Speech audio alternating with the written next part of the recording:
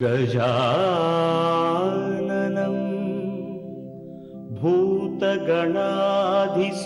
भूतगणाधिसेवितं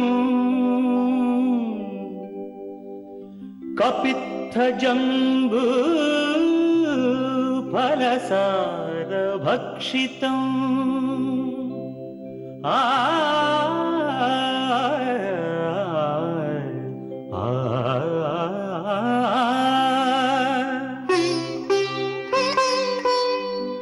उमासुतं शोकविनाशकारणं नमामि विघ्नेश्वर पादपङ्कजम्।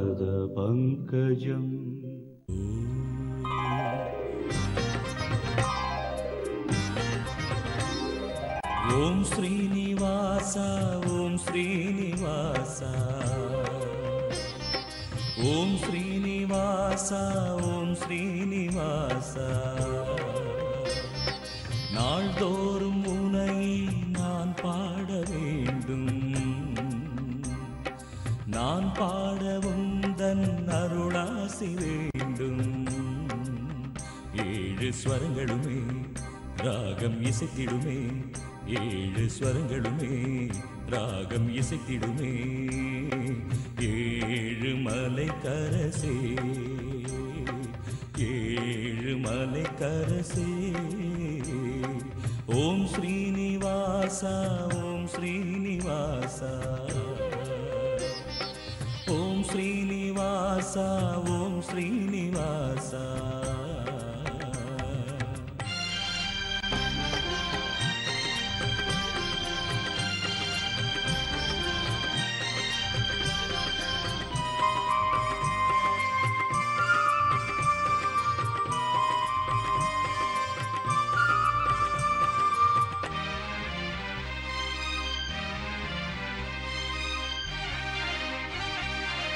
திருவேங்கடம் வருவேனே உந்தன் திருப்பாதமே பணிவேனே திருவேங்கடம் வருவேனே உந்தன் திருப்பாதமே பணிவேனே மலர்மேவிடும் அலர்மேல் மங்கை மணவாளனே ஜெகநாதனே மலர்மேவிடும் அலர்மேல் மங்கை மணவாளனே ஜெகநாதனே அழகான மலைவாசனே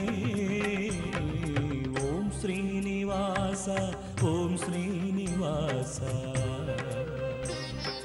ஓம் ஸ்ரீனிவாச ஓம் ஸ்ரீனிவாச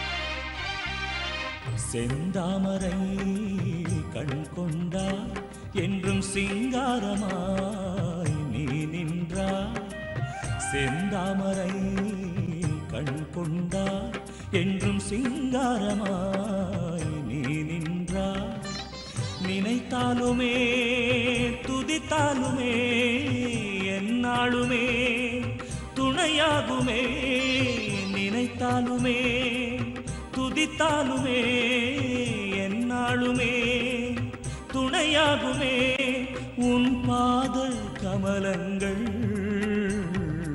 ஓம் ஸ்ரீனிவாச ஓம் ஸ்ரீனிவாச ஓம் ஸ்ரீனிவாச ஓம் ஸ்ரீனிவாச நாள்தோறும் உனையே நான் பாட வேண்டும்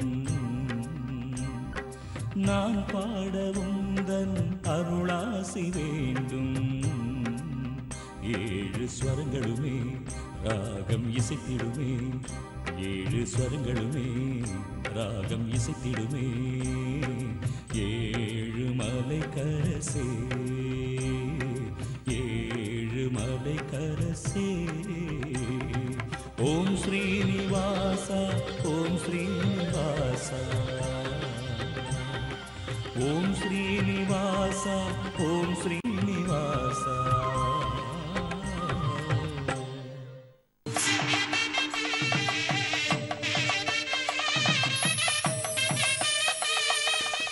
வணக்கம். புதன்கிழமை மார்ச் மாதம் 25ஆம் தேதி, ஜெயவருஷம் பங்குனி மாதம் 11ஆம் தேதி.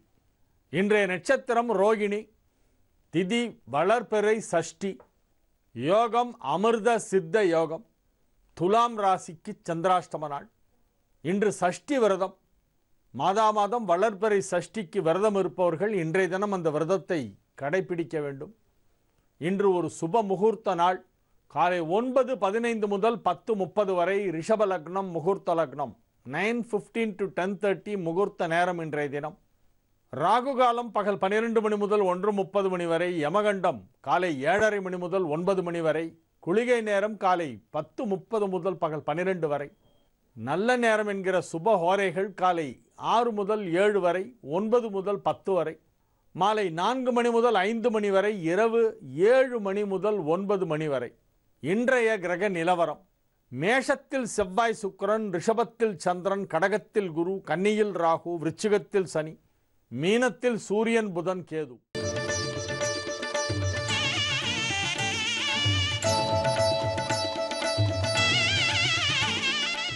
மேஷ ராசிக்கு இது ஒரு நன்மைகள் நடைபெறும் நல்ல நாள். ராசி அதிபதி செவ்வாய் ராசியிலே ஆட்சி பலம் பெற்றிருக்கிறது. ஏழுக்குடைய சுக்கிரனோடு சேர்க்கை பெற்றிருக்கிறது.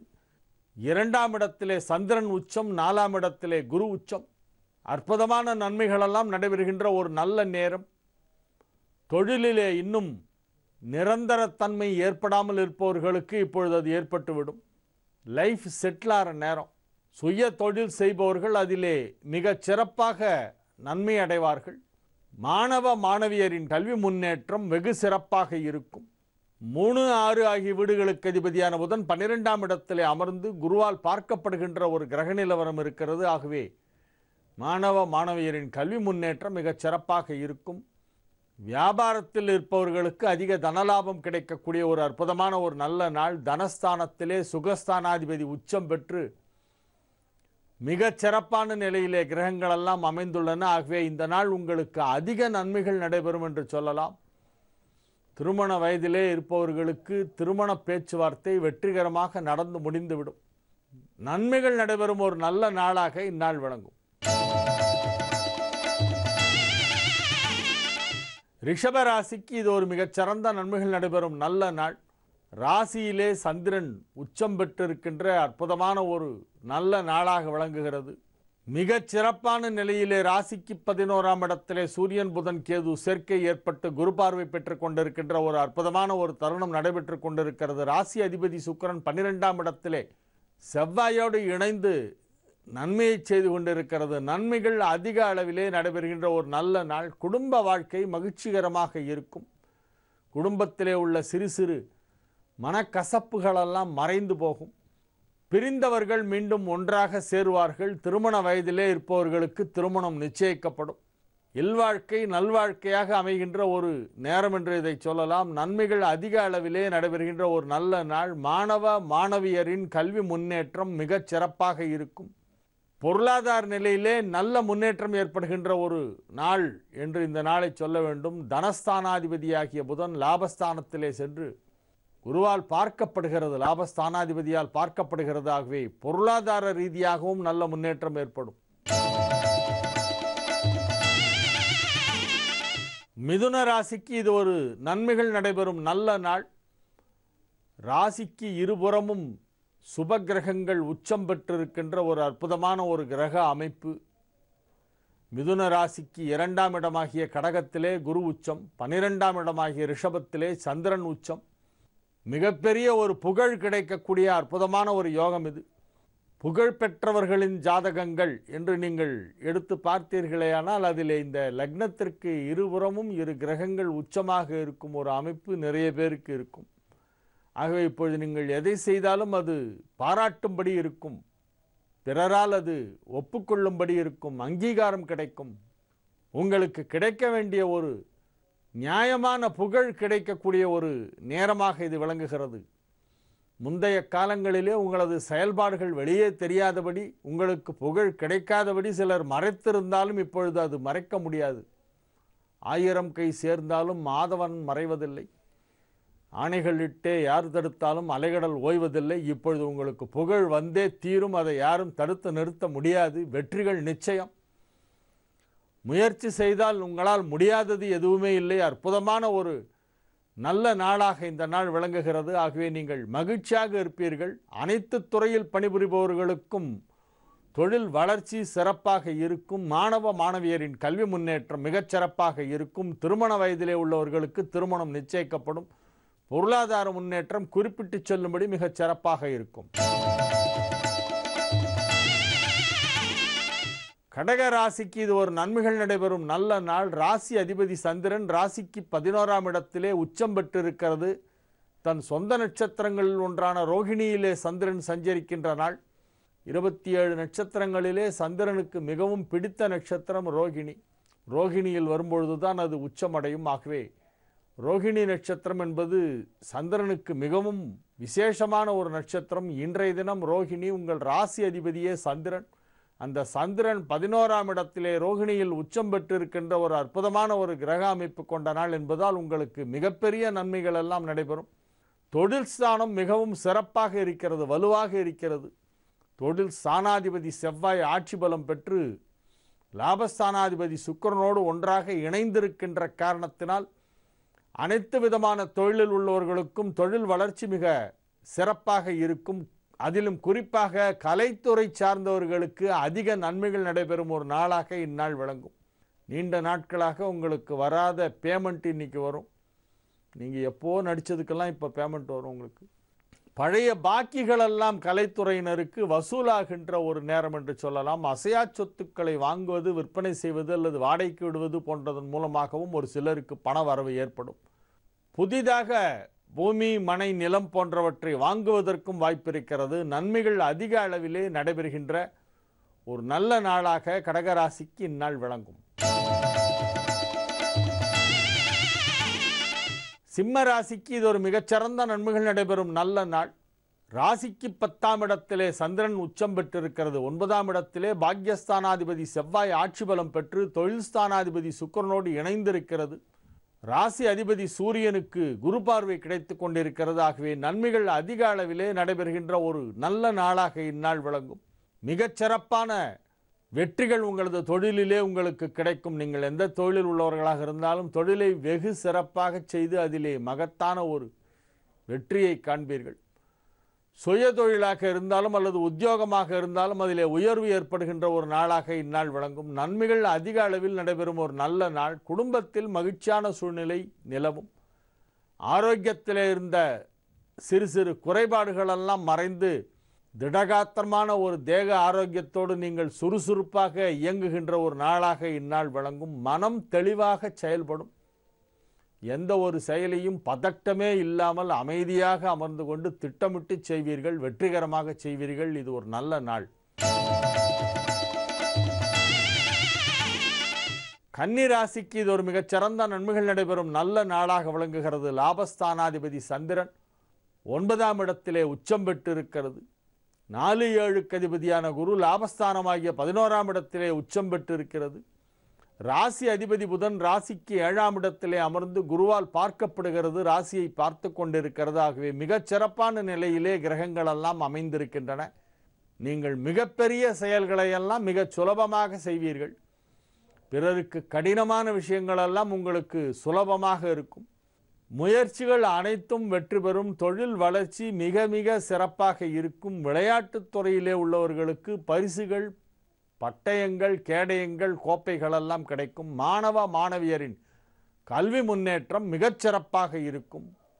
ராசி அதிபதி புதன் ராசியை பார்த்து கொண்டிருக்கிறது. ஆகவே இன்றைய தினம் நடைபெறும் தேர்வுகளிலே நீங்கள் அதிக மதிப்பெண் பெறுவீர்கள். நன்மைகள் அதிக அளவில் நடைபெறும் ஒரு நல்ல நாள். துலா ராசிக்கு இன்றைய தினம் சந்திராஷ்டம நாள். ராசிக்கு 8ஆம் இடத்திலே சந்திரன் இருக்கக்கூடிய ஒரு நாள் என்பதால் புதிய முயற்சிகளில் இறங்க வேண்டாம். பொதுவாக இப்பொழுது துலா ராசிக்கு ஒரு நல்ல நேரம் தான் நடைபெற்று கொண்டிருக்கிறது. ராசி அதிபதி எல்லாம் வலுவான நிலையிலே இருக்கிறது. ஆகவே மிகப்பெரிய தீமைகள் எதுவும் நடக்காது. இருந்தாலும் சந்திராஷ்டம நாள் என்பதால் சற்று எச்சரிக்கையாக இருப்பது நல்லது. பணம் கொடுக்கல் வாங்கல் போன்ற விஷயங்களிலே முக்கியமான பேச்சுவார்த்தைகள் நடத்தும் பொழுது அதிலே நீங்கள் ஜாகிரதையாக பேச வேண்டும். பணம் கொடுக்கல் வாங்கல் போன்ற விஷயங்களிலே சிறிது எச்சரிக்கையாக இருக்க வேண்டும். இறை வழிபாட்டிலே இன்றைய தினம் நீங்கள் அதிக கவனம் செலுத்துவது உங்களுக்கு நன்மை அளிக்கும். புதிய முயற்சிகளில் இறங்க வேண்டாம். விருச்சிக ராசிக்கு இது ஒரு மிகச்சிறந்த நன்மைகள் நடைபெறும் நல்ல நாளாக விளங்குகிறது. ராசி அதிபதி 6ஆம் இடத்திலே வலுவான நிலையிலே அமைந்திருக்கின்ற ஒரு நல்ல நாள். ராசிக்கு 7ஆம் இடத்திலே சந்திரன் உச்சம் பெற்றிருக்கிறது. பாக்யாதிபதி சந்திரன் 7ஆம் இடத்திலே உச்சம் பெற்றிருக்கின்ற அற்புதமான ஒரு கிரக நிலவரம். 5ஆம் இடத்திலே உள்ள புதனை குரு பார்த்து கொண்டிருக்கிறது. ஆகவே மாணவ மாணவியரின் கல்வி முன்னேற்றம் மிகச் சிறப்பாக இருக்கும். இன்றைய தினம் நீங்கள் ஏதேனும் தேர்வு எழுதினால் அதிலே அதிக மதிப்பெண் உங்களுக்கு கிடைப்பதற்கு வாய்ப்பு இருக்கிறது. 5ஆம் இடமாகிய பூர்வ புண்ணியஸ்தானத்திலே புதன் அமர்ந்து குருவால் பார்க்கப்படுகிறது. ஆகவே நீங்கள் தேர்வுகளிலே வெற்றி பெறுவீர்கள். கல்வி முன்னேற்றம் மிகச் சிறப்பாக இருக்கும். இன்றைய தினம் பரீட்சையிலே எல்லாம் உங்களுக்கு தெரிந்த கேள்விகளாகவே வரும். விடை தெரிந்த கேள்விகளாகவே வரும். சுலபமாக எழுதிவிடுவீர்கள். ஆகவே உங்களது எண்ணங்களெல்லாம் ஈடேறும். மிகப்பெரிய வெற்றி உங்களது கல்வியிலே கிடைக்கக்கூடிய ஒரு நல்ல நாளாக இந்த நாள் விளங்குகிறது. தொழில் தொடர்பான முயற்சிகள் அனைத்தும் வெற்றி பெறும்.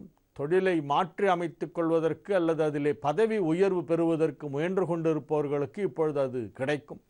நன்மைகள் அதிக அளவில் நடைபெறும் நல்ல நாளாக இந்நாள் விளங்கும். தனுசு ராசிக்கு இது ஒரு மிக சிறந்த நன்மைகள் நடைபெறும் நல்ல நாள். ராசிக்கு 6ஆம் இடத்திலே சந்திரன் இருக்கக்கூடிய ஒரு நாள். 5ஆம் இடத்திலே பூர்வ புண்ணியஸ்தானாதிபதி செவ்வாய் வலுவாக ஆட்சி பலம் பெற்றிருக்கின்ற காரணத்தினால் உங்களுக்கு நன்மைகள் அதிக அளவிலே நடைபெறும் என்று சொல்லலாம். இது ஒரு நல்ல நாள். மகிழ்ச்சியாக இருப்பீர்கள். முயற்சிகள் அனைத்தும் வெற்றி பெறும். ஆரோக்கியமாக இருப்பீர்கள். 5ஆம் இடத்திலே செவ்வாய் சுக்கிரன் சேர்க்கை ஏற்பட்டிருக்கிறது. எனினும் ஆரோக்கியமாக இருப்பீர்கள். நன்மைகள் நடைபெறும் நல்ல நாளாக இந்த நாள் விளங்குகிறது.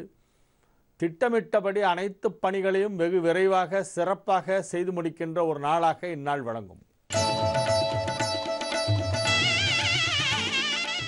மகர ராசிக்கு இது ஒரு நன்மைகள் நடைபெறும் நல்ல நாள். ராசிக்கு குரு பார்வை கிடைத்து கொண்டிருக்கிறது. 7க்குடையவன் 5ஆம் இடத்திலே உச்சம். களத்திரஸ்தானாதிபதி 5ஆம் இடத்திலே சுக்கிரன் வீட்டிலே உச்சம் பெற்றிருக்கின்ற காரணத்தினால் இப்பொழுது திருமண வாய்ப்பு மிகச் சிறப்பாக இருக்கிறது. திருமண முயற்சியிலே ஈடுபட்டுள்ளவர்களுக்கு இப்பொழுது திருமணம் நடைபெறும். இப்பொழுதெல்லாம் திருமணத்திற்கு பெண் பார்த்து முடித்த உடனே அடுத்து பேசுகின்ற விஷயம் என்னன்னாக்க, பெண்ணுடைய சம்பளத்தில் எவ்வளவு ஷேர், பங்கு எவ்வளோ. இந்த பெண் ஒரு 50,000 ரூபா சம்பாதிக்கிறா.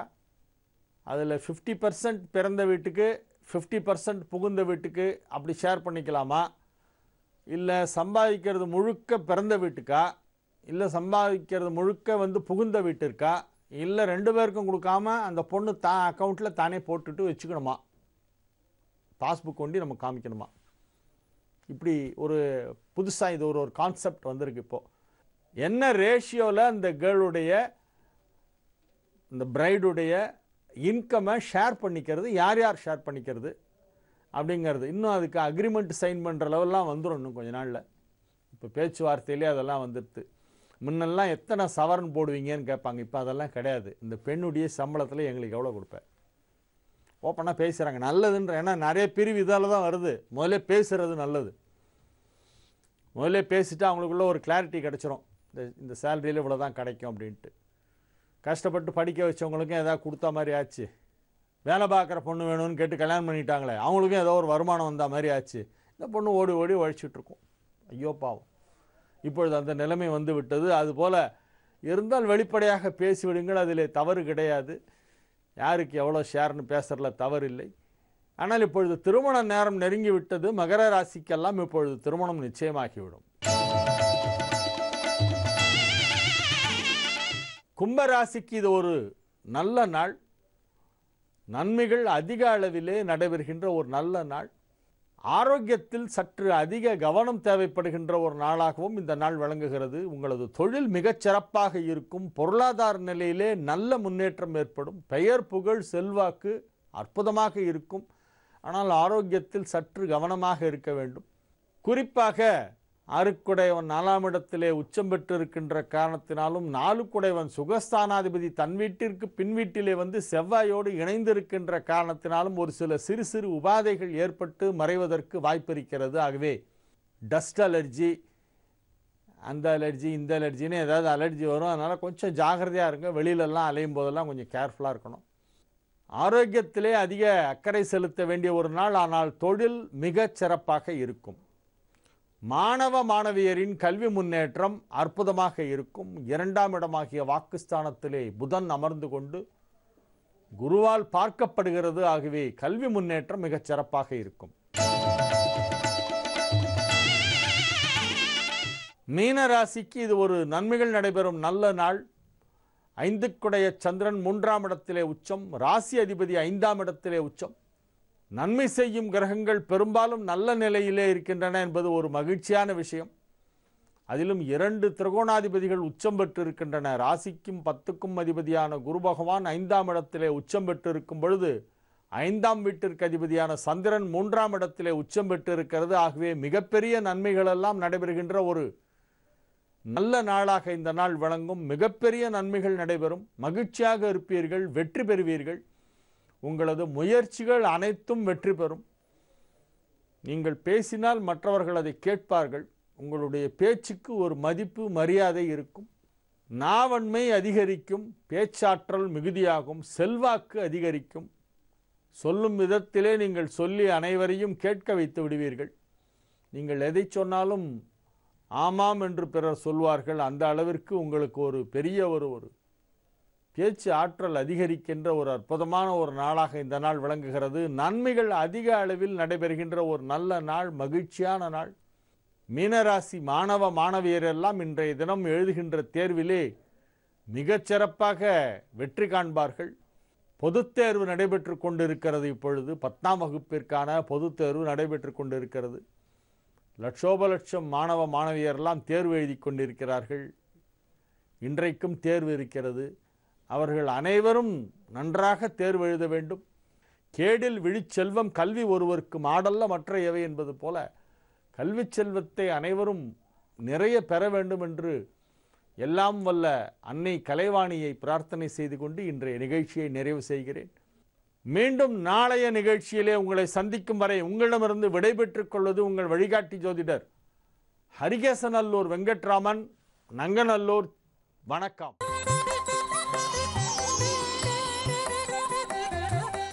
ஜீ தமிழ் தொலைக்காட்சி நேயர்களுக்கு வணக்கம். ஒளிமயமான எதிர்காலம் நிகழ்ச்சி மூலமா ஓம்காரம் பகுதியில சந்திக்கிறதுல சந்தோஷம். உங்களுடைய வாழ்க்கையில் மென்மேலும் வளர்ச்சி அடைந்து வெற்றி காணவும், பிரச்சனைகள் தீரவும், ஜாதக ரீதியான சந்தேகங்களுக்கு விடை காணவும் யோக ஆஞ்சநேயர் சக்தி பீடம், அனுமன் உபாசகர் ஜோதிட சிம்மம், திருவல்லிக்கேணி சுவாமி கண்ணன் பட்டாச்சாரியா சப்தரை சிவாக்கியம் மூலம் உங்களுடைய பிரச்சனைகளுக்கு தீர்வு சொல்லுவார். வணக்கம் சுவாமிஜி. ஸ்ரௌதத்மார்தாதிகம் கர்ம நிகிலம் ஏன சூத்ரிதம் தஸ்மை சமஸ்த வேதார்த்த விதே விகணசே நமக. ஓம் கம் கணபதையே நமக. யோகப்பட்டேன பத்தாங்கம் திரிநேத்திரம் சாந்த விக்கிரகம் தியாயே சமஸ்த தோஷக்னம் வாதாத்மஜம் அகல்மஷம் கிருஷ்ணம் வந்தே ஜெகத்குரும். ஜெயந்தி மங்களாகாளி பத்ரகாளி கபாலினி துர்காஷமா சிவாதாத்ரி ஸ்வாகாசதா நமோஸ்துதே. குரு பிரம்மா குரு விஷ்ணு குருதேவோ மகேஸ்வரகா குரு சாட்சாத் பரம்பிரம்மா தஸ்மை ஸ்ரீ குரவே நமக. மங்களகரமான ஜெய வருஷம் பங்குனி மாதம் 11ஆம் தேதி 25/3/2015 புதன்கிழமையான இன்று பல நல்ல ஆன்மீக விஷயங்களை பற்றி நம்ம பார்க்கலாம். நம்ம அந்த காலம் அப்படின்னு சொல்லும்போது என்னமோ அந்த காலத்தில் ரொம்ப செழிப்பாக இருந்து இப்போ நம்ம செழிப்பு இல்லாமல் இருக்குமோ, இல்லை ஆன்மீக விஷயங்களெல்லாம் கடைபிடிக்காமல் விட்டுட்டோமோன்னு சில பேருக்கு தோணும். அப்படி இல்லை. நம்ம விஞ்ஞான வளர்ச்சியை சரியானபடி பயன்படுத்திக்கிறதுல எப்பயுமே தவறு கிடையாது. ஆனால் அதே நேரத்தில் அதை நம்ம பயன்படுத்தும் பொழுது அதுக்கு இருக்கக்கூடிய சில விதிமுறைகளை நம்ம மாற்றக்கூடாது. இப்போ உதாரணம், எங்கேயோ ஒரு காசியில் நடக்கிற ஒரு கும்பமேளாவையோ இல்லை அங்கே நடக்கக்கூடிய ஒரு முக்கியமான நல்ல ஒரு பூஜைகளையோ நாம் விஞ்ஞானத்தோட துணையில் இங்கேருந்து பார்க்குறோம். அதேமாதிரி வெளிநாடுகளில் வசிக்கக்கூடியவர்கள் கூட நம்ம பாரத தேசத்தில் நடக்கிற பல நல்ல ஒரு ஆன்மீக விஷயங்களை உங்களுக்கு விஞ்ஞான வளர்ச்சியால் உடனுக்குடன் பார்க்க முடியுது. இது ஒரு நல்ல முன்னேற்றம்.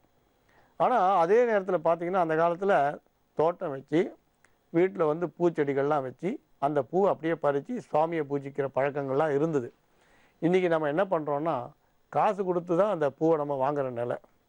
ஆனால் பணம் நம்ம கையில் இருக்குது, பொருள் வாங்குகிறோன்றதை விட அந்த பூக்களில் இருக்கக்கூடிய தெய்வீகமான ஒரு பவர் இருக்கு இல்லையா, டிவைன் பவர், அந்த பவரை நம்ம அனுபவிக்கிறத தவறிட்டோமோன்னு தான் அர்த்தம்னு சொல்வேன். இப்போ நீங்கள் வீட்டில் ஒரு வில்வ மரம் வச்சுருக்கீங்க தோட்டத்தில்னா, அந்த காலத்தில் வீடுனா பின்னால் ஒரு பெரிய தோட்டம் இருக்கும். அந்த தெய்வீகமான பவர் ஒன்று இருக்கும். நம்ம வில்வத்தை வந்து துட்டு கொடுத்து வாங்கி நம்ம சுவாமியை பூஜிக்கிறத விட அந்த வில்வ மரமே இருக்கும்போது அதுக்கு ஒரு பவர் உண்டு. கோயிலில் கூட பார்த்தீங்கன்னா ஸ்தல விருட்சம் சொல்லுவா, தீர்த்தம் மூர்த்தம் இதெல்லாம் ரொம்ப முக்கியமானது. அப்போ அந்த ஒரு ஸ்தலத்துக்கும் ஒரு விருட்சம் உண்டு. இப்போ பார்த்தீங்கன்னா ஒரு சின்ன ஒரு மரம் வைக்கிறதுக்கு கூட இடம் இல்லாமல் சிமெண்ட் போட்டு கம்ப்ளீட்டாக மூடிடும். ஏற்கனவே ரோடை வந்து தார் போட்டு பண்ணிட்டோம், இப்போ காங்கிரீட்டே போட்டுடும். மழை பெஞ்சதுன்னா கடலில் தான் போய் கலக்கணும். அதாவது பெய்கிற தண்ணி பூரா உப்பாக ஆக்கிட்டோம் நம்ம. அதே நேரத்தில் அட்லீஸ்ட் குறைந்தபட்சம் ஒரு விருட்சத்தை கூட கோயில்லையும் வீடுகள்லையும் வைக்க முடியாத நிலைக்கு உருவாக்கிட்டோம். எதுக்கு இதை சொல்ல வரோன்னா, அப்போ அந்த பூக்களை அப்படியே பறித்து சுவாமிக்கு வந்து நம்ம கொண்டு போய் பூஜிக்கிறது உசந்தது. அப்போ பூக்கள் வந்து நம்ம தோட்டத்திலே பூக்கிறதோ நந்தவனத்தில் பூக்கிறது என்ன விசேஷம்னா, சாதாரணமாக சாஸ்திரம் என்ன சொல்கிறதுன்னா, மசானத்தில் பூத்த பூக்களையும் அசுத்தமான இடத்துல உதிர்ந்த பூக்களையும், அதே மாதிரி உங்களுக்கு வந்து பட்டு போன மரம் சில இடங்கள்ல இருக்கும், இடி விழுந்த மரம், பட்டு போன மரம், அந்த மாதிரி இடத்துக்கு அருகாமையில் பூத்த பூக்களையோ இது மாதிரி சொல்கிறது.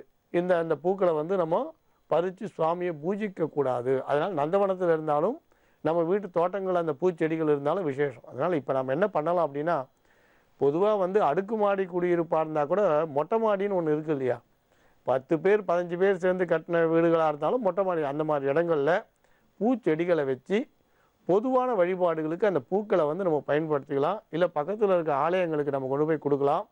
எப்பயுமே ஒன்று தெரிஞ்சுக்கோங்க, விருட்சங்களுக்கும் பூக்களுக்கும் ஒரு தெய்வீகமான டிவைன் பவர் உண்டு. அதனால் நம்ம எந்திரம் வைக்கிறோம் அதை வைக்கிறோம் நம்ம கடுமையாக தேடி போராடின்னு இருக்கிறத விட ரொம்ப சுலபமாக சில தெய்வீகமான பூக்களையும் இடம் இருந்தால் தெய்வீகமான விருட்சங்களையும் வச்சு நம்ம பாதுகாக்கிறதுன்றது ஒரு டிவைன் பவரை நமக்கு கட்டாயம் கொடுக்கும். அதில் உங்களுக்கு சந்தேகம் வேண்டாம். இன்னும் இதை பற்றிய ரகசியங்களை நம்ம பின்னால் உங்களோட நேரடியாக பேசலாம். இப்போ நம்ம ஒரு ஆன்மீகமான விஷயத்தை பற்றி தொடர்ந்து நம்ம பேசலாம். ரொம்ப நன்றி சுவாமிஜி, நல்ல ஒரு அரிய தகவல் நீங்க எல்லாருக்காகவும் சொன்னீங்க. தொடர்ந்து முதல் நேர் இணைப்புல இருக்காங்க. வணக்கம். வணக்கம். வணக்கம்மா, உங்களுடைய பேர் சொல்லுங்க. என்னோட பேர் கலா. எங்க இருந்து பேசுறீங்கம்மா? நீங்க குரம்பேட்ல இருந்து பேசுறோம். சொல்லுங்கம்மா, நீங்க யாருக்காக சுவாமிஜி கிட்ட பேசணும்? பையனோட வரனுக்காக பேசுறோம். அவருடைய பேர், பிறந்த தேதி, ராசி, நட்சத்திரம் சொல்லுங்கம்மா. பேர் வந்து ஐயப்பன், ராசி வந்து கும்பராசி, நட்சத்திரம் புரட்டாதி. என்ன சந்தேகம் குறித்து நீங்க பேசணுமா? இல்ல வரன் பாக்குறதா இருக்கிறோம், இல்ல பாக்கலாமா, இல்ல அவனோட தொழிலும் சரியா அமைய மாட்டேனுது, அதுதான் கேட்கறதுக்காக தான்.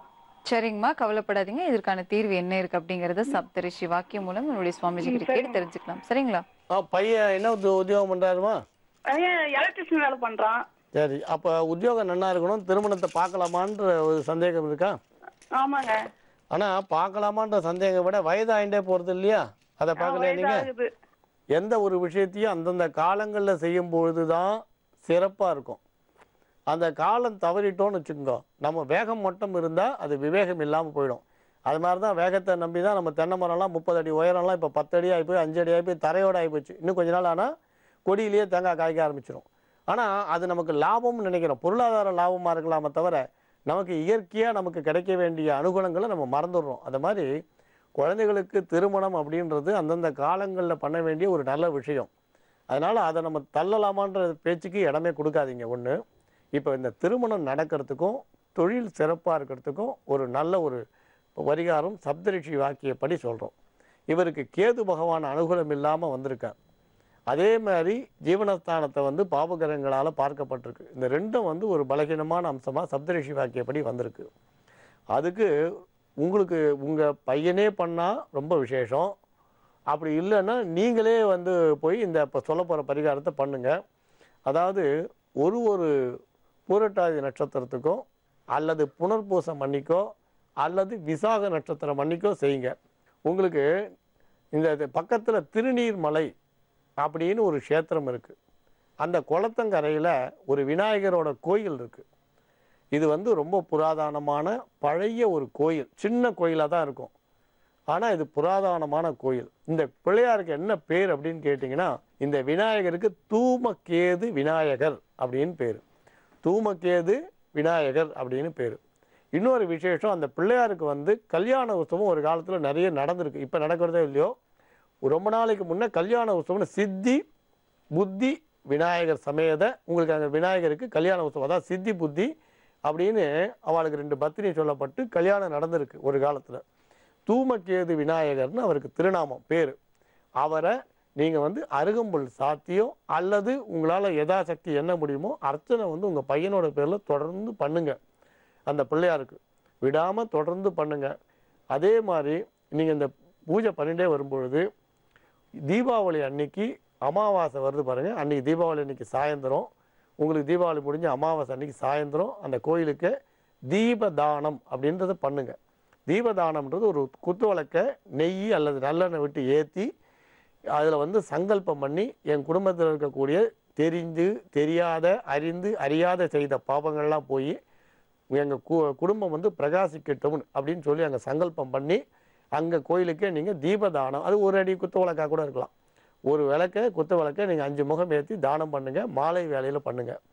கட்டாயம் உங்கள் பையனோட திருமண தடை விலகும், விவாகம் கைகூடி வரும். தீபாவளிக்கு இன்னும் 8 மாதம் இருக்கா 7 மாதம் இருக்கான்லாம் கணக்கு பார்க்காதீங்க. காலம்ன்றது ரொம்ப வேகமாக ரயில் பெட்டி மாதிரி கண் மூடி கண் திறக்கிறதுக்குள்ளே வேகமாக போயிடும். அதனால் நீங்கள் வந்து தூமகேது விநாயகரை வழிபாடு பண்ணுங்கள். ஒரு மாதமும் ஒரு முறை பண்ணால் போகிறோம். அதாவது பூரட்டாதி அன்னைக்கு போகிறீங்கன்னா ஒரு மாதமும் வரக்கூடிய பூரட்டாதி நட்சத்திரம் அன்னைக்கு போய் காலம்பரையும் சாயந்தரமும் பூஜை பண்ணுங்கள். இந்த தீபாவளி அன்னைக்கு வருது பாருங்கள், இந்த நரக சதுர்த்திக்கு அப்புறம் வரக்கூடிய அமாவாசை அன்னைக்கு மாலை யமதீப தானம்னு சொல்லுவோம். அதுக்கு என்ன பேர்னா யமதீப தானம் அப்படின்னு பேர். அதை செய்யுங்க. கட்டாயம் சுபகாரியம் கைகூடி வரும். பிரகாசமான எதிர்காலம் உங்கள் பையனுக்கு இருக்குது. நம்புங்கள், நல்லதே நடக்கும். சுவாமிஜி, இந்த யமதீபதாபம் வந்து எல்லா ராசிக்காரர்களும் கல்யாணம் ஆகாதவங்க பண்ணலாமா, இல்லை இந்த ராசிக்காரருக்கு மட்டும்தான் இது உகந்ததா சுவாமிஜி? யமன் அப்படின்ற வார்த்தையை கேட்டாலே பல பேர் வந்து ரொம்ப பயப்படுவான். ஆனால் யம தர்மராஜா வந்து ரொம்ப தர்மவான். அதேமாரி சகோதரிகிட்ட நல்ல பற்று உள்ளவர். அவர் வந்து தீபாவளிக்கு 2 நாளைக்கு முன்னே சகோதரி வீட்டுக்கு போய் சாப்பிட்டு விருந்துண்டு வந்ததாகவும் ஒரு பெரிய கதை உண்டு. பின்னால் அதை பற்றி விரிவாக சொல்கிறோம். அது இந்த யமதீப தானம்ன்றது எல்லாருமே செய்யலாம். இந்த யமதீப தானம் செய்கிறதும் காசி யாத்திரை பண்ணுறதும் எல்லாருக்குமே பொதுவானது. ஸ்ரீ வைஷ்ணவர்களாக இருக்குவா கயாவை மட்டும் பிரதானமாக பேசுவா, அதை நம்ம கயா யாத்திரைன்னு சொல்லுவாள். இந்த காசி யாத்திரை நம்ம பொதுவாக குறிப்பிடுறோம். இந்த காசி யாத்திரையும் இந்த யமதீப தானமும் எல்லாருக்குமே பொதுவானது. சில பேர் சொல்லுவா, எனக்கு வந்து சின்ன வயசாக இருக்குது, நான் காசிக்கு போகலாமா? எல்லாரும் போகலாம். அந்த வயசு அந்த திதி கொடுக்குறவா முன்னோர் இல்லாதவா பெரியவங்க இல்லாதவா கொடுப்பாலே தவிர காசி போய் காசி விஸ்வநாதரை வந்து எல்லாருமே தரிசிக்கலாம். அதே மாதிரி இந்த தீபதானம்ன்றது வேலை கிடைக்காதவா, திருமண தடை உள்ளவா, கடன் பிரச்சனை உள்ளவா, ஆரோக்கிய குறை உள்ளவா, தம்பதிகள் பிரிஞ்சு இருக்கிறவா, ஒற்றுமையை நினைக்கிறவா, வீடு வாங்க நினைக்கிறவா, பித்ரு தோஷம் போக நினைக்கிறவா எல்லாருமே இந்த யமதீப தானத்தை தாராளமாக செய்யலாம். அது வந்து நல்ல பலனை கட்டாயம் தப்பாமல் கொடுக்கும். அதனால எல்லாருமே செய்யலாம். வணக்கம். ஹலோ, வணக்கம்மா, உங்களோட பேர் சொல்லுங்க. வணக்கம் மேடம். என்னோட பேர் சித்ரகலா. நான் மயிலாப்பூர்ல இருந்து பேசுறேன். சொல்லுங்கம்மா, நீங்க யாருக்காக சுவாமிஜி கிட்ட பேசணும்? என்னோட ஹஸ்பண்ட்காக பேசணும் மேம். அவருடைய பேர், பிறந்த தேதி, ராசி, நட்சத்திரம் சொல்லுங்கம்மா. அவரோட பேர் சந்தான நம்பி. 5/1/1976. கும்பராசி, அவிட்ட நட்சத்திரம். என்ன சந்தேகம் குறித்து உங்களுடைய கணவருக்காக நீங்க சுவாமிஜி கிட்ட பேசணுமா? மேம், இப்போ வந்து மேரேஜ் ஆகி எங்களுக்கு 7 years ஆகுது. இது வரைக்கும் நாங்க வாடகை வீட்டுல தான் இருக்கோம். இப்போ வந்து சொந்தமா ஒரு வீடு வாங்கலாம்னு சொல்லிட்டு அதுக்கு அட்வான்ஸ் பே பண்ணியிருக்கோம். 10,000 rupees பண்ணியிருக்கோம். அது பண்ணி ஒரு 15 to 20 days ஆயிடுச்சு. ஆனா அதுக்கப்புறம் அதுல எந்த ஸ்டெப்புமே எடுக்க முடியல. ஸோ இப்போ வீடு வாங்கலாமா இல்ல வாடகை வீட்லயே வந்து ரிட்டைன் பண்ணலாமா அப்படின்றத பத்தி பேசணும். சரிங்கம்மா, இதற்கான தீர்வு என்ன இருக்கு அப்படின்றத நம்ம சுவாமிஜி கிட்ட கேட்டு தெரிஞ்சுக்கலாம். சரிங்களா சுவாமிஜி? நீங்க யார் பேர்ல வீடு பணம் அட்வான்ஸ் கொடுத்துருக்கீங்க? வணக்கம் சுவாமிஜி. என்னோட ஹஸ்பண்டோட நேம்ல தான் கொடுத்திருக்கோம். என்ன உத்தியோகம் பண்றாரு? அவர் பிரைவேட் கம்பெனில வர்க் பண்றாரு. கட்டின வீடா இல்ல வீடு கட்டிட்டு இருக்காங்களா? இல்ல கட்டி முடிச்ச வீடு, ரெடி டு ஆக்குபை அந்த அந்த ஸ்டேஜ்ல இருக்க வீடு. நீங்க இப்ப அட்வான்ஸ் இது வங்கிக்கு லோனுக்குலாம் அப்ளை பண்ணிட்டீங்களா? இல்ல அட்வான்ஸ் கொடுத்ததோட அப்படியே இருக்கு. அதுக்கப்புறம் எந்த ஸ்டெப்புமே எடுக்க முடியல. 10,000 ரூபாய் கொடுத்தீங்களா? ஆமா. இல்ல மத்த பணத்துக்கெல்லாம் கணக்கு போட்டீங்களா இல்லையா முதல்ல? இல்ல ஒன்னும் பண்ணல. லோன் அப்ளை பண்ணிட்டு அதுக்கப்புறமா பேலன்ஸ் அமௌண்ட் வந்து எப்படி பண்றதுன்னு அரேஞ்ச் பண்ணிக்கலாம்னு நினைச்சோம். ஆனா அதுக்குமே இன்னும் எந்த ஸ்டெப்புமே எடுக்க முடியல. ஏதோ ஒண்ணு வந்து தடுத்துக்கிட்டே இருக்கு. இப்ப ரெண்டு விஷயம். சப்தரிஷி வாக்கியப்படி உங்களுக்கு பூமி அமையும்னு தான் வந்திருக்கு. உங்களுக்கு காலம் அதுக்கு கணிஞ்சு வரல. இப்ப உங்களுக்கு சொல்ல போற இந்த ஆலோசனை வந்து மற்றவர்களுக்கும் பலன் தரக்கூடியதா இருக்கும் அப்படின்னு எங்களோட அபிப்பிராயம். நாம வந்து சில பேர் சொல்வா, எனக்கு கடன் இருக்கு, ஆனா நான் சொந்த வீடு வாங்கணும்னு ஆசைப்படுறேன். ஒரு 2 லட்சமோ 5 லட்சமோ 7 லட்சமோ கடன் இருக்கு. ஆனா ஒரு 50 லட்சத்துல இன்னொரு வீடு வாங்கணும், இல்லை 30 லட்சத்துல வீடு வாங்கணும்னு ஆசைப்படுறேன். அதுக்கு ஏதாவது பரிகாரம் பண்ண முடியுமான்னு கேட்பான். இப்போ இன்னும் சில பேர் பார்த்தீங்கன்னா நல்ல உத்தியோகத்தில் இருப்பான். இந்த வேலையை விட்டுட்டு சொந்த தொழில் செய்யணும்னு நினைக்கிறேன், அப்போ பணம் கையில் இல்லை, கடன் வாங்கியாவது செய்ய நினைக்கிறேன், உடனே அதுக்கு ஏதாவது பரிகாரம் இருக்கான்னு கேட்பான். ஒரே ஒரு விஷயம் தெரிஞ்சுக்கணும். அதாவது பரிகாரம் பண்ணியாவது கட்டப்பட்டு கடன்பட்டு நம்ம வீடு அடையிறத விட அதுக்குரிய காலம் கணிஞ்சு வரும்பொழுது அடையலாம். சரி, அதுக்குரிய காலம் எப்போ வரும்? ஒருத்தர் சொல்கிறார், எனக்கு சுக்கிரதசை நடக்கிறது, 22 லட்சம் ரூபாய் தொழிலில் நஷ்டம், ஆனால் இந்த சுக்கிரதசையில் நான் வீடு வாங்கிடுவேன் நம்புகிறேன். 22 லட்சம் ரூபாய் கடன் அடையணும்னு நினைக்காம உடனே ஒரு வீடை வாங்க முடியுமான்ற கற்பனையில் இருக்கும். யதார்த்தமான உண்மை என்னவோ அதை புரிஞ்சுக்கணும். வீடு வாங்கணும்னா நமக்கு வங்கியில் உங்களுக்கு கடன் வசதி கிடைக்குமா? சரி, 20 லட்சம் ரூபா வீட்டுக்கு 15 லட்சம் ரூபா கடன் கிடைச்சிது, 5 லட்சம் ரூபா கிடைக்காது. அப்போ உடனே வட்டிக்கு 2 ரூபா வட்டிக்கு வாங்குறேன். 5 லட்சம் ரூபாய்க்கு 10,000 ரூபா வட்டி கட்டுறா. இப்போ வீட்டு வாடகையே நீங்கள் 10,000 தான் கொடுத்துட்டு இருப்பீங்க. அப்போ லோன் கட்ட வேண்டியது 10,000 எப்போ அடைக்க போகிறோம்? 5 லட்சத்தை பரட்ட முடியாமல். அதனால் ஒரு நல்ல ஆடிட்டர்கிட்ட போய் வீடு வாங்குறோன்னா நம்மளோட தகுதி என்ன, அதுக்கு வங்கி லோன் கிடைக்குமா, நம்ம என்னெல்லாம் பொருள் வச்சுருக்கோம், நம்ம சம்பளம் எவ்வளோ, நம்ம நகையை அடமானம் வச்சா நகையை மூட்ட முடியுமா, ஒரு நல்ல ஆடிட்டர்கிட்ட போய் முழு ஆலோசனை பண்ணிட்டோம். அதுக்கப்புறம் ஒரு ஜோதிடர்கிட்ட போய் இப்போ வீடு வாங்குற நேரமானு பார்த்துட்டோ, இந்த ரெண்டும் முடிஞ்ச பிறகு ஒரு வக்கீல்கிட்ட போய் அதில் கொடுத்துருக்க பத்திரங்கள்லாம் சரியாக இருக்கா. இப்போ நம்ம ஆடிட்டருக்கு ஃபீஸ் கொடுக்க யோசிக்கிறோம், வக்கீலுக்கு ஃபீஸ் கொடுக்க யோசிக்கிறோம். இது ரெண்டும் நம்ம யோசனை பண்ணோம்னா அப்போ அந்த காரியம் சித்திக்காது. மணி மந்திர ஔஷதம் சேர்ந்தால்தான் வாழ்க்கை ஜெயிக்கும். அதனால் நமக்கு அந்த நிலை கூடி வர காலம் இன்னும் இருக்குன்னா நீங்கள் நிதானிக்கலாம். 2.25 வருடம் நிதானித்தால் நல்ல வீடு உங்களுக்கு கட்டாயம் அமையும். அதனால் கொஞ்சம் நிதானிக்கிறது உங்களுக்கு நல்லது. பரிகாரம் பண்ணியாவது வீடு வாங்குறேன்னு சொல்கிறத விட நிதானிக்கிறது புத்திசாலித்தனமாக இருக்கும்னு சொல்லுவோம். குழந்தை வந்து தவிழும் போதே ஓடணும்னு ஆசைப்படக்கூடாது இல்லையா? அது மாதிரி அப்போ வந்து மற்றவெல்லாம் வீடு வாங்கிட்டாலும் அப்படி நினைக்க வேண்டாம். ஏன்னு கேட்டிங்கன்னா வாழ்க்கைன்றது சொந்த வீட்டுக்குள்ளே மட்டும் அடங்கவே இல்லை. வாழ்க்கைன்றது பெரிய விஷயம். நீங்கள் இன்றைக்கி பார்த்தீங்கன்னா நமக்கு சமூக ரீதியாக நம்ம செய்ய வேண்டிய பொறுப்புகள் நிறைய இருக்குது. அதனால் நம்ம பிறந்த பிறப்புக்கு ஒரு அடையாளம் வேணும்னா சொந்த வீடு மட்டும் அடையாளம் இல்லை, நம்ம சாதிக்க வேண்டிய சாதனைகள் நிறைய இருக்குது. அதனால் சொந்த வீடுன்றது ஒரு நல்ல விஷயந்தான், சொந்த தொழில்ன்றது நல்ல விஷயந்தான். ஆனால் அது நம்ம செய்யக்கூடிய வழிமுறைகள் இருக்கு இல்லையா, அது ரொம்ப ரொம்ப முக்கியம்னு சொல்கிறேன். அதுக்கு நிதானித்து சிந்தித்து ஆலோசித்து செய்கிறது ஒரு வெற்றியை கொடுக்கும். அதனால் நீங்கள் 2.25 வருஷம் பொறுமையாக இருந்தீங்கன்னா வீடு அமையும். அதுக்குள்ளே பரிகாரமாவது பண்ணி நம்ம வீடு தேடணுன்ற எண்ணம் வேண்டாம்ன்றது எங்களோட இது. அதனால் இதுக்கு வேறு பரிகாரங்கள் வேண்டாம். நீங்கள் நிதானிக்கிறதே உங்களை வெற்றிக்கு அழைச்சிட்டு போகும். நம்புங்கள், நல்லதே நடக்கும். ரொம்ப நன்றி சுவாமிஜி. சித்திரகலா, உங்களுக்காக வந்து நல்ல ஒரு தீர்வு சொன்னீங்க. தொடர்ந்து அடுத்த நேயர் யார் எங்கேருந்துன்னு பார்த்துடலாம். வணக்கம். வணக்கம். வணக்கம்மா. லீலாவதிங்க. எங்க இருந்து பேசுறீங்க லீலாவதி? நீங்க? நாங்க சென்னையில இருந்து பேசுறோங்க. சொல்லுங்கம்மா, நீங்க யாருக்காக சுவாமிஜி கிட்ட பேசணும்? எங்க கணவருக்காக வேலை தொழில் விஷயமா பேசணும். கண்டிப்பாங்கம்மா. அவருடைய பிறந்த தேதி, ராசி, நட்சத்திரம் சொல்லுங்க. அவரோட பிறந்த தேதி 18/4/77ங்க. மேஷ ராசி, துலா லக்னம், அஸ்வினி நட்சத்திரம், கே சந்திரசேகர் பேர். சொல்லுங்கம்மா, என்ன சந்தேகம் குறித்து உங்களுடைய கணவருக்காக நீங்க சுவாமிஜி கிட்ட பேசணும்? அவருக்கு வந்து எந்த தொழிலும் இது வரைக்கும் கைகூடி வரல. எந்த தொழில் போனாலும் நஷ்டம் கஷ்டம் தான் வருதுங்க. நல்லா அதை பத்தி கேட்கறதுக்கு. சரிங்கம்மா, கவலைப்படாதீங்க. இதற்கான எளிய பரிகாரம் என்ன இருக்கு அப்படின்றத சப்தரிஷி வாக்கியம் மூலம் நம்மளுடைய சுவாமிஜி கிட்ட கேட்டு தெரிஞ்சுக்கலாம். சரிங்களா? சுவாமிஜி சொல்லுங்கம்மா. சொந்த தொழில் பண்றாரா, உத்தியோகம் பண்றாராமா? வணக்கம் சுவாமிஜி. நமஸ்தே. சொல்லுங்க, சொந்த தொழில் பண்றாரா? அவரு வந்து இப்போ நாங்க 2009ல மாடு பிடிச்சோம் சாமி. சரி. அது வந்து வாங்கின பசு எல்லாம் இறந்துதான் போச்சு. பசுமாடு நல்லா வாங்கிட்டு வருவோம், ஆனா இறந்து. எத்தனை பசு வாங்கினீங்க? அது ஒன்னு ரெண்டா வாங்கிட்டு வருவாரு. சரி. அதுல வந்து ஒண்ணு நல்லா இருந்தா இன்னொன்னு இறந்துரும். சரி, இன்சூரன்ஸ் பண்ணீங்களா? பசுவை இன்சூரன்ஸ் பண்ணீங்களா? சாமி பசுவை இன்சூரன்ஸ் பண்ணீங்களா? அதெல்லாம் எதுவும் இல்லை சாமி. சொல்லுங்க. அப்புறம் வண்டி வாங்கினாங்க. சரி. அந்த வண்டியிலயும் நஷ்டம் தான். வண்டினா ஒரு லாரியா காரா? மேஜிக் ஷேர் ஆட்டோ வாங்கினாங்க. சரியா? அந்த ஷேர் ஆட்டோலயும் எல்லாம் நஷ்டம் தான். இருக்கிற ஒரு இடத்த வித்தோம், இப்போ இருக்கிற கடனை அடைக்கிறோம். இன்னும் பாதி கடன் இருக்கு. ஆனா வீட்டுக்கு வருமானமும் இல்ல, குழந்தைங்களுக்கும் உடல் நல சரி இருக்க மாட்டேங்குது. இப்ப என்ன உதவி பண்ற? அவர் மேஜிக் தான் ஓட்டுறாரு சார் இப்பயும். சரி, சொல்லுங்க. இப்ப இந்த கடன் அடையணும் உங்களுக்கு இல்லையா? ஆமாங்க சாமி. கடன் மேல மேல கடன் வாங்குற சூழ்நிலை தான் வருதுங்களே தவிர கடன் கட்டுப்படுத்துற சூழ்நிலை வர மாட்டேங்குது.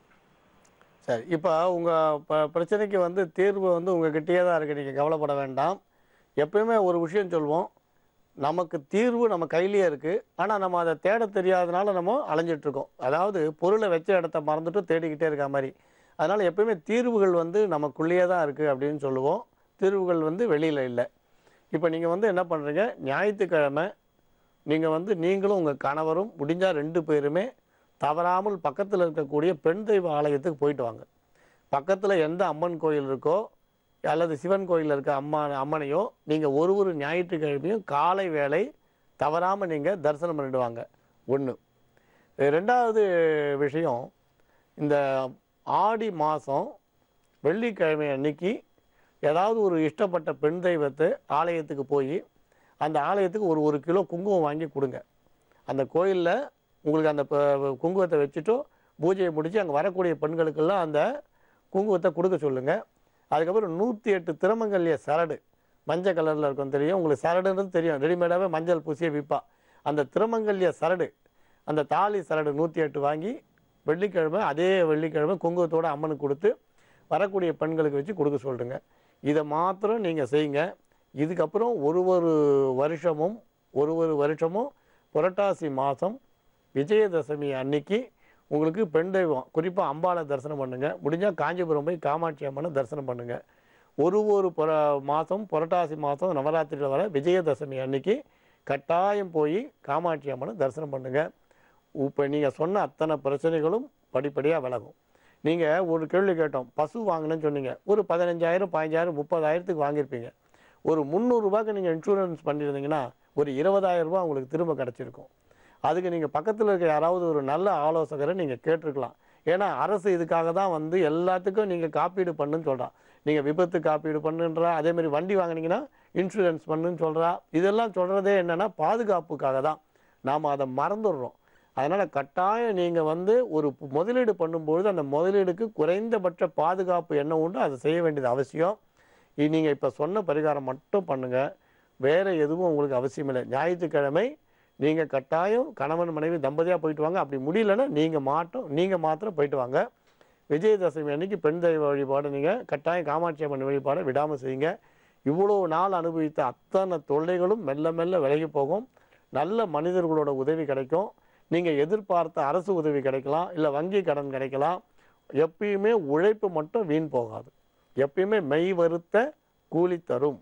தெய்வமே கொடுக்கலன்னு சொன்னாலும் உழைப்புக்கு பலன் உண்டுன்னு சொல்கிறான். அதனால் உங்களுக்கு வந்து கட்டாயம் பலன் கிடைக்கும். தெய்வத்தையும் நம்புங்க.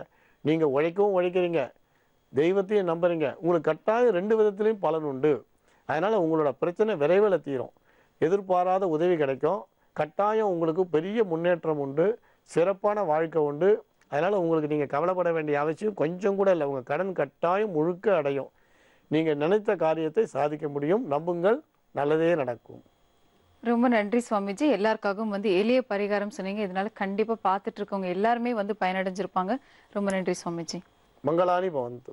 உங்களுடைய பிரச்சனைகளிலிருந்து விடுபட்டு மன நிம்மதி அடையவும் சுவாமிஜி கிட்ட பேசவும் OME space name space city என டைப் செய்து 57575 என்ற எண்ணிற்கு நீங்க மெசேஜ் பண்ணீங்கன்னா நாங்க உங்களுக்கு கால் பண்ணுவோம். யோக ஆஞ்சநேயர் சக்தி பீடம், அனுமன் உபாசகர் ஜோதிட சிம்மம், திருவல்லிக்கேணி சுவாமி கண்ணன் பட்டாச்சாரியா சப்தரிஷி வாக்கியம் மூலம் உங்களுடைய பிரச்சனைகளுக்கு தீர்வு சொல்லுவார். மீண்டும் நாளை சந்திக்கலாம். இது ஓம்காரம்.